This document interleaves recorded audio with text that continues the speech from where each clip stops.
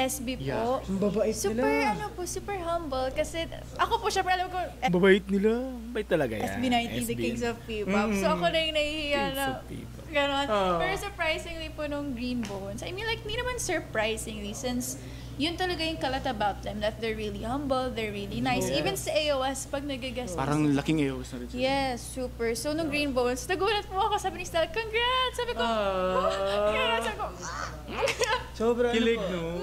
New Year countdown, di ba nakaupo tayo dun sa Yeah. backstage. Tapos talagang nagbabaw sila sa lahat ng mga artist. As in talagang actually Down to earth talaga, napaka-humble ng mga yan.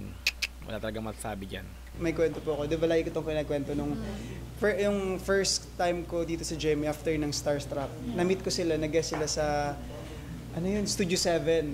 Tapos, dun pa lang talaga, hindi pa phenomenal, super. sabi ko talaga, bilib na Go bilib up, kami buong artist sa OG kanila. fan siya OG eh. Oo, hindi pa sila sikat noon. Parang bago lang din po ako sa GMA noon. Talagang nag-perform sila doon. Yan, buong artist po sa GMA noon sa Studio 7. Talagang napabilib sa kanila kasi sila unang-una noon eh. Napakagaling talaga ng mga yan. Talagang mapapabilib ka, di ba? Kumbaga, hindi pa sikat nun. Pero talagang kahit di pa sila sikat nun, ganun na. Tapos hanggang sa sumikat, ganun pa rin, hindi nagbabago. Di ba? SB yan eh. Tapos ang babait nila. Tapos sabi ni Kuya Garrett, sabi Sikat namin, yan. sisikat yan. Matik. Tapos The nung Kings of pandemic, P-pop. grabe, nagkatotoo talaga.